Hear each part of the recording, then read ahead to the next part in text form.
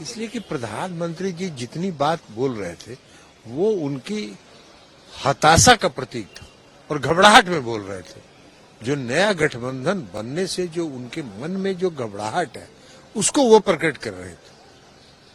मुख्य तौर पर जो देश की आज सबसे बड़ी समस्या थी, देश में जो मणिपुर 3 मई से आज तक जल रहा है, उसके बारे में एक शब्द उन्होंने नहीं कहा।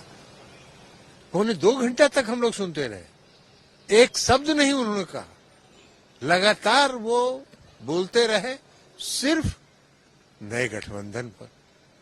अरे भाई, ये तो 2024 में ना तय करेगी जनता कि आपका गठबंधन सही है कि जो नया गठबंधन। तो इससे आप घबरा गए, इसका मतलब है।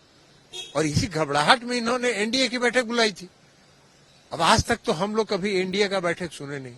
हाँ, श्रद्धेय अटल जी के समय में एनडीए की बैठक होती थी, नियमित बैठक होती थी। इनके समय में तो पहली बार इनकी घबराहट में बैठक इन्होंने बुलाया और बैठक में उन पार्टियों को जमा किया जिनका निबंधन ही हुआ 1 साल पहले। 2019 का चुनाव भी नहीं लड़े हो।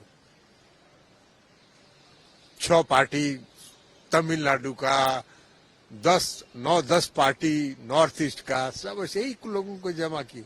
अब भाषण भी किसी को नहीं देने दिया, अकेले बोले और सबको अब माला भी अकेले पहने। अब ये कह रहे हैं विपक्ष को घमंडी। आपसे इतना ज्यादा घमंडी कौन होगा? आपसे ज्यादा भी कोई घमंडी होगा क्या? आपका एक राज्य जल रहा है जो पूर्वोत्तर का राज्य है, सीमावर्ती राज्य है, वो जल रहा है। आप उसके बारे में एक शब्द नहीं बोल रहे। तो इनका भाषण सुन के, इनका प्रवचन सुनने का क्या मतलब था?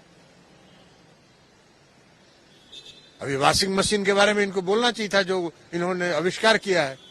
अपनी उपलब्धि बोल रहे थे तो उसमें वो भी बताना चाहिए था ना कि जिस वॉशिंग मशीन का इन्होंने आविष्कार किया है उसी का मार्केटिंग करे पूरे दुनिया में।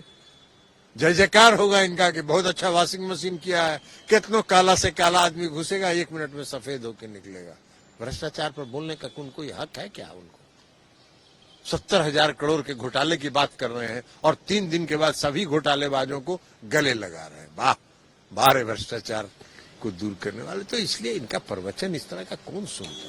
1.5 घंटा हम लोग इंतजार किए, 1.25 घंटा, कि भाई मणिपुर पर कुछ बोलेंगे, इतना संवेदनशील मुद्दा है उस पर बोलेंगे। नहीं बोला उन्होंने, तो हम लोग चले आए, क्या करते।